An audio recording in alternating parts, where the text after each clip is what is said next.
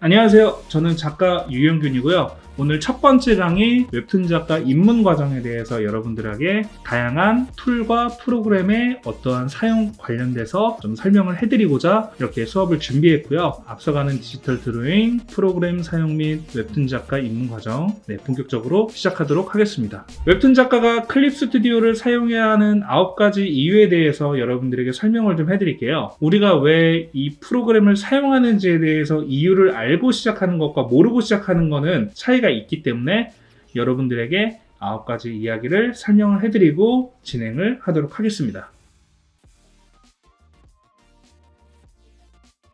자, 첫 번째, 만화만을 위해 탄생한 툴입니다. 포토샵은 말 그대로 사진관이라는 이름 그대로 사진을 보정하거나 여러 가지 기능을 사용하기 위해 탄생한 툴입니다.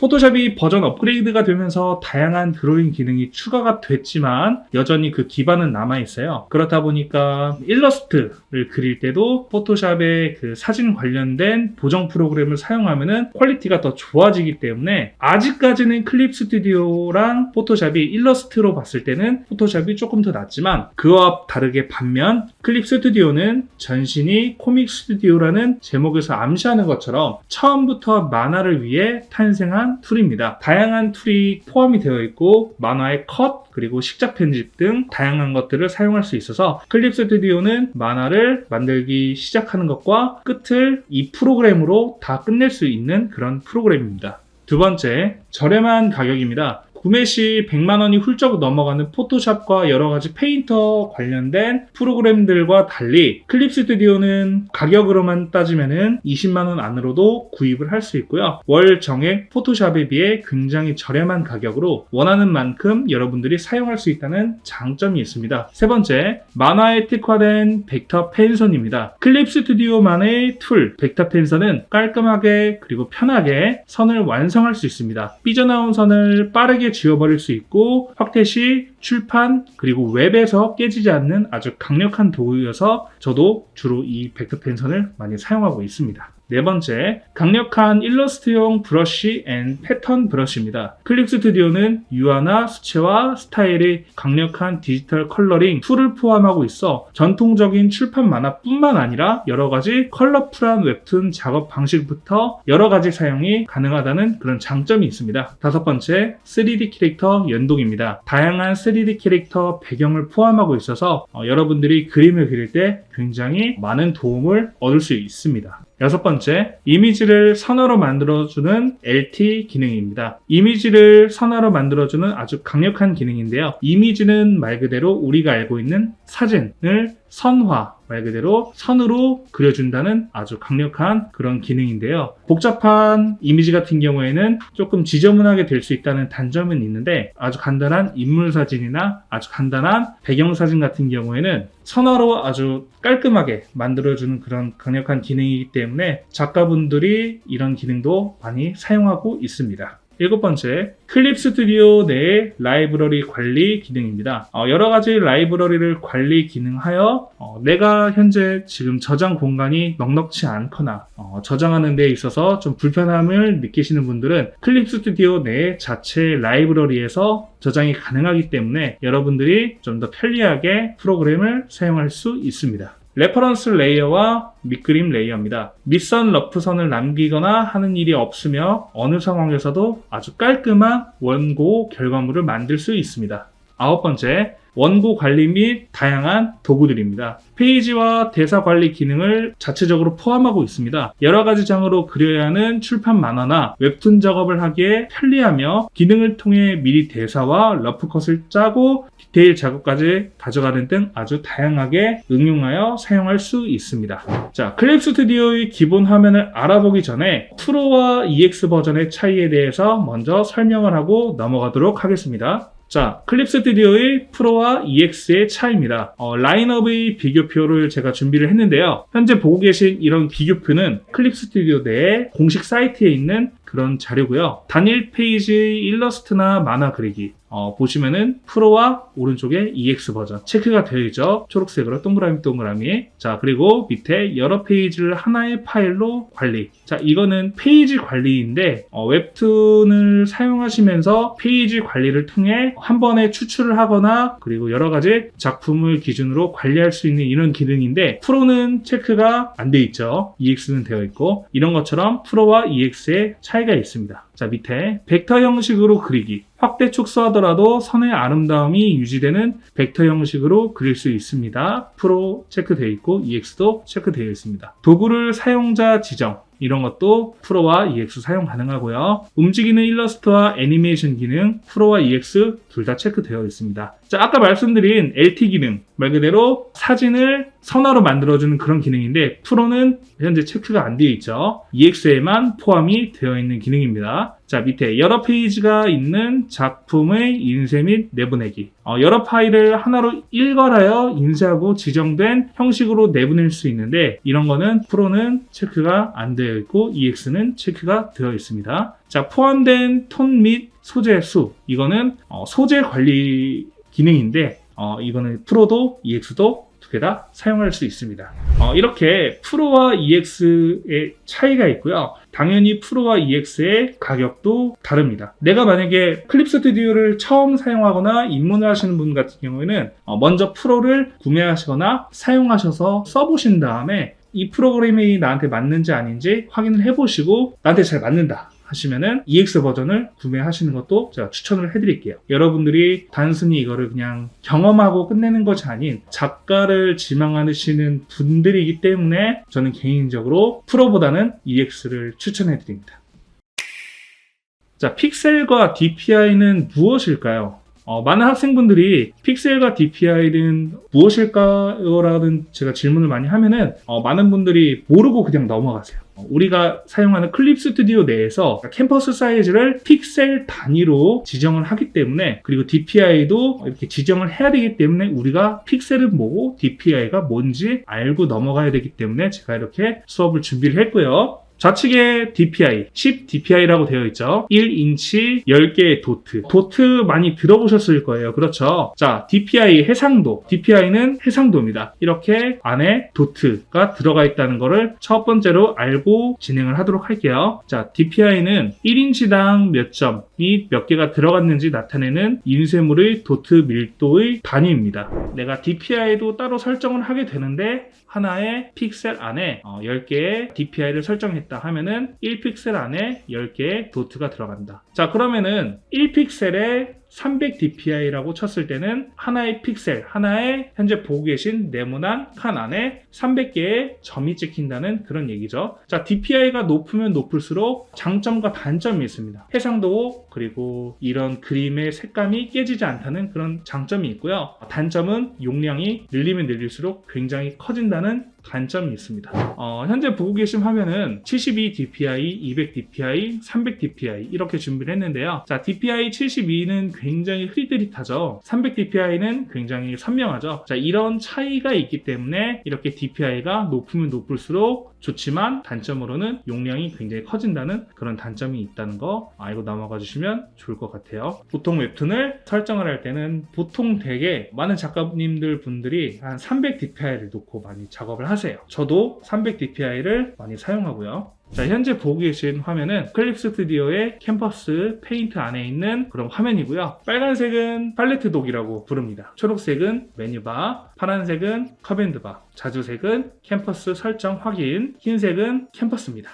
자, 팔레트 독. 첫 번째 돋보기, 줌인, 줌아웃하는 그런 돋보기 기능이고 두 번째 손바닥 모양, 내가 작업할 때 보기 좋게 캠퍼스를 이동시킬 수 있는 그런 조작하는 툴이고요. 자, 세 번째는 오브젝트 조작. 오브젝트 말 그대로 현재 내가 사용하고 있는 캠퍼스의 레이어에 어떤 그림을 움직이거나 조작한다는 그런 뜻이고, 네 번째 레이어의 이동입니다. 현재 내가 그리고 있는 레이어를 이동시킨다. 다섯 번째 선택 범위. 내가 포함한 어떠한 선택한 범위 내에서 어떤 뭐 이동을 한다든지 아니면 색상을 채운다든지 그런 선택 범위 툴이고요. 여섯 번째, 자동 선택입니다. 자동 선택 같은 경우에는 다양하게 사용을 할 수 있는데 자동 선택 같은 경우에도 선택 범위와 같이 뭐 채색을 할 때도 사용하고 조금 있다가 배우게 될 클리핑 마스크에서도 사용을 하게 될 툴입니다. 일곱 번째, 스포이드. 색상을 추출하거나 그런 작업을 하는 툴이고요. 여덟 번째, 펜. 아홉 번째, 에어브러쉬. 열 번째, 연필. 11번째, 지우개. 12번째, 새코납. 13번째, 붓. 14번째, 데코레이션. 15번째, 채우기. 16번째, 그라데이션. 17번째, 직선선. 다양한 선을 작업하는 툴이고요. 18번째, 만화 컷 테두리. 점점 내려가면 내려갈수록 만화의 식작 편집이 이런 기능이 들어가는 걸 알 수 있죠. 19번째, 도형. 그리고 20번째, 텍스트. 텍스트 같은 경우는 이제 대사가 들어가는 텍스트 이야기하는 겁니다. 21번째, 말풍선. 22번째, 이제 선 수정하는 관련된 툴이고요. 23번째 같은 경우에는 좌측을 메인 컬러, 우측을 서브 컬러, 밑에 있는 거를 투명색이라고 부릅니다. 이번엔 메뉴바에 대해서 간단하게 설명을 해드릴게요. 1번은 파일입니다. 파일 관련된 툴을 모음하고 있고요. 두 번째, 편집, 캠퍼스 관련된 툴 모음이고요. 세 번째, 페이지 관리, 현재 사용 중인 페이지에 관련된 관리 기능이 들어가 있습니다. 네 번째, 애니메이션의 애니메이션 기능. 다섯 번째, 레이어 그리는 페이지. 예를 들면은 사용 중인 캠퍼스 혹은 종이에 관련돼서 들어가 있는 모음이고요. 여섯 번째, 선택 범위. 선택한 범위 내에서 사용 가능한 기능들이 모아져 있는 곳이고요. 일곱 번째, 표시. 눈금자, 용지 등등 영역 등등 다양한 기능들이 들어가 있고, 여덟 번째, 필터. 다양한 효과가 모아져 있는 툴이고요. 아홉 번째, 창. 모이는 창에 대한 옵션에 대해서 설명을 해드렸고, 열 번째, 도움말. 클립 스튜디오의 사용 방법이 모아져 있는 곳이고, 이렇게 메뉴바에 대해서도 간단하게 설명을 하고 넘어가도록 하겠습니다. 자, 메뉴바 밑에 있는 커맨드바. 첫 번째, 패드에 손가락 터치 그리기 기능, 끄고 킬 수 있다는 그런 거고요. 자, 두 번째, 클립 스튜디오 홈페이지 그리고 시작 기능입니다. 세 번째, 새로운 페이지, 신규 페이지. 말 그대로 내가 어떤 캠퍼스를 만들 때 사용하는 페이지 관련된 기능이고, 네 번째, 사용한 파일을 어떠한 파일을 가져오는 그런 툴이고, 다섯 번째는 저장, 여섯 번째는 뒤로 가기, 일곱 번째는 앞으로 가기, 여덟 번째는 레이어 삭제, 아홉 번째는 선택 범위 이외 삭제. 내가 선택한 범위 이외는 전부 다 삭제한다는 그런 기능이고, 열 번째는 색 채우기, 11번째는 선택 범위 직사각형 크기의 변환. 어떤 선택 범위 내에 직사각형 크기에 줄였다 키울 수 있는 그런 기능이고, 12번째는 선택 해제, 선택 범위 해제. 13번째, 선택 범위 반전. 14번째, 선택 범위 경계선 표시. 15번째, 자의 스냅 기능을 켜놓으면 자를 따라서 그릴 수 있다. 이런 기능이 있고요. 16번째, 특수자의 스냅 기능을 켜놓으면 특수자를 따라서 그릴 수 있는 그런 기능이고, 17번째, 그리드. 그리드자의 스냅 기능을 켜놓으면 선이나 퍼스자, 그리드에 스냅해서 그릴 수 있습니다. 18번째는 클립 스튜디오 홈페이지입니다.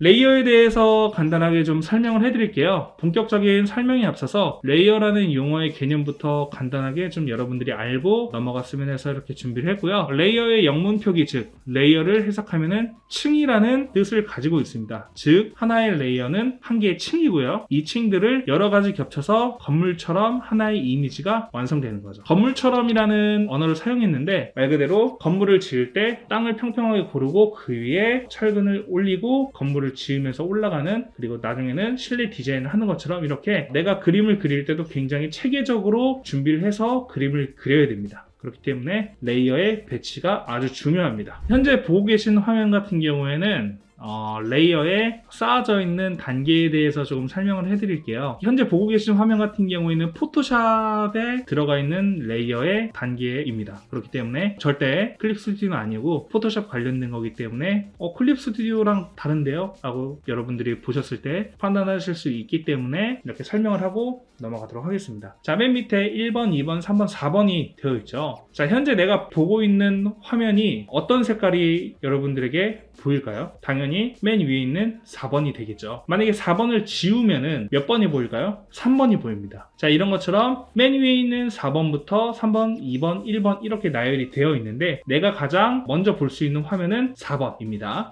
자, 이제 클립 스튜디오로 넘어왔는데 레이어에 대해서 간단하게 좀 설명을 해드릴게요. 좌측에 있는 첫 번째 세 줄로 되어 있는 표시가 메뉴 표시고요. 두 번째 합성 모드, 다양한 프로그램의 어떠한 임팩트나 발광 여러 가지 모아져 있는 합성 모드고요. 자, 3번 같은 경우에는 불투명도입니다. 4번 팔레트 컬러 변경입니다. 레이어가 무수히 많을 때 레이어의 이름을 일일이 확인하면서 할 수 있지만 가장 좋은 거는 레이어의 색깔을 넣는 건데 4번에 있는 게 팔레트에 있는 레이어의 컬러를 변경하는 거. 그리고 5번째 아래 레이어에서 클리핑, 아래에 있는 레이어를 클리핑. 좀 이따 클리핑 마스크에 대해서 설명을 해드릴 텐데요. 5번은 클리핑 마스크, 그리고 6번은 참조 레이어로 설정, 7번째 선 그리기, 8번째 레이어 잠금, 9번째 투명 픽셀 잠금, 10번째는 마스크 유효화, 11번째는 자의 표시 범위 설정, 12번째는 신규 레스터 레이어, 13번째는 신규 벡터 레이어. 조금 이따가 신규 레스트 레이어와 신규 벡터 레이어에 대해서도 제가 간단하게 설명을 또 해드릴게요. 14번째 신규 레이어 폴더, 15번째 아래 레이어에 전사한다. 위에 있는 레이어가 아래에 있는 레이어에게 내가 그린 그림을 보낸다. 이렇게 생각을 하시면 될 것 같아요.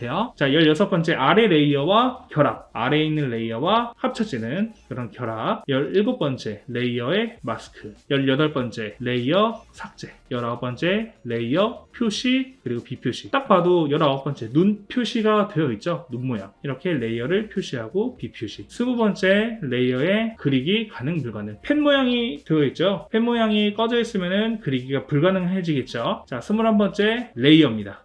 레이어를 보면은 100% 되어 있고 옆이 표준. 100%는 불투명도고 표준은 이제 합성 모드가 어떤 모드로 되어 있는지. 레이어 1번은 현재 선택되어 있는 레이어의 이름입니다. 레스트 레이어와 벡터 레이어의 차이에 대해서 제가 설명을 해드릴게요. 클립 스튜디오가 갖고 있는 아주 강력한 기능 벡터 레이어가 여러분들이 꼭 알고 넘어가는 게 좋을 것 같아서 이렇게 준비를 했습니다. 레스트 레이어에서는 선을 그리고 색을 칠하는 등 그림을 그리고 싶을 때 생각할 수 있는 대부분의 작업을 실시할 수 있습니다. 다양한 필터 등을 이용해서 이미지를 가공하기 쉬운 것도 레스트 레이어의 특징입니다. 현재 보고 계신 그림처럼 색깔을 넣을 수도 있고 다양하게 작업을 할 수 있는 그런 기능이고요. 그래서 레스트 레이어를 사용할 때는 보통 콘티를 작업할 때 레스트 레이어로 사용을 하고, 그리고 그 콘티를 기반으로 벡터 레이어로 펜선을 따고, 채색을 할 때는 레스트 레이어를 이용해서 채색을 진행하고, 다양한 효과를 넣을 때도 레스트 레이어를 사용합니다. 레스트 레이어와 벡터 레이어 두 개 중에 뭐가 주고 뭐가 보조 역할을 하냐, 따로 그런 건 없지만 두 개 다 아주 강력한 기능이기 때문에 레스트 레이어는 이런 식으로 활용한다는 거를 여러분들이 알고 넘어가셨으면 해서 이렇게 준비를 했고요. 자, 두 번째 벡터 레이어, 아주 강력하고 그리고 좋은 기능이기 때문에 여러분들이 꼭 이거를 사용하셨으면 좋겠습니다. 벡터 레이어는 선을 그리는 것이 특기인 레이어입니다. 사실 선을 그리는 것밖에 사용을 못한다고 생각을 하시면 좋을 것 같아요. 자, 레스트 레이어처럼 색상을 채우거나 필터로 이용해서 흐리게 하거나 이런 선을 섞거나 그런 것들을 사용할 수는 없고, 벡터 레이어를 확대 해도 절대 펜선이 깨지거나 하지 않습니다. SVG 파일 변환에 대해서 제가 설명을 좀 해드릴게요. 어도비의 일러스트레이트 프로그램에서 사용할 수 있는 형태의 벡터 파일입니다. 클립 스튜디오에서 벡터로 자유롭게 그림을 그린 다음에 SVG로 추출을 하여서 어도비 일러스트레이트 프로그램을 사용해서 여러분들이 그림을 아주 퀄리티 좋게 작업을 하실 수 있습니다. 주의하실 점이 있는데, 너무 펜선을 뚝뚝뚝뚝 끊어서 사용하시면은 인식을 이상하게 해서 채색이 어려울 수 있어서 웬만하면은 SVG 파일로 변환하실 때 선을 끊지 말고 시작점과 끝점이 만나도록 한 번에 그려주시는 게 포인트입니다. 아니면 도형을 사용해서 그림을 그리셔도 굉장히 자연스럽게 하실 수 있기 때문에 이렇게 털선식으로 끽끽끽끽 이런 식으로 그림을 그리게 되면은 인식을 이상하게 하실 수 있는 단점이 있기 때문에 이 부분만 주의하고 SVG 파일로 변환 전환하신 다음에 일러스트레이트 파일로 가져오셔서 사용을 하셔도 굉장히 편리하게 작업을 하실 수 있다는 그런 장점이 있습니다. 자, 이것처럼 우리가 클립 스튜디오를 사용해야 되는 9가지의 이유와 픽셀 단위 DPI, 여러 가지 기능과 다양한 것들에 대해서 좀 간단하게 설명을 해드렸는데요. 여러분들이 그냥 단순히 뭐 내가 그림을 그리는데 이런 거는 모르고 넘어가도 괜찮을 거라고 생각하실 수도 있는데 여러분들이 개인적으로 이런 것들을 알고 넘어가셨으면은 클립 스튜디오라는 프로그램에 대해서 조금 더 깊이 파고들 수 있을 거라고 생각을 하기 때문에 이렇게 준비를 하게 되었고요. 우리가 다음에는 클리핑 마스크에 대해서 여러분들에게 설명하고 직접 사용하는 방법에 대해서 제가 설명을 하는 시간을 갖도록 하겠습니다. 감사합니다.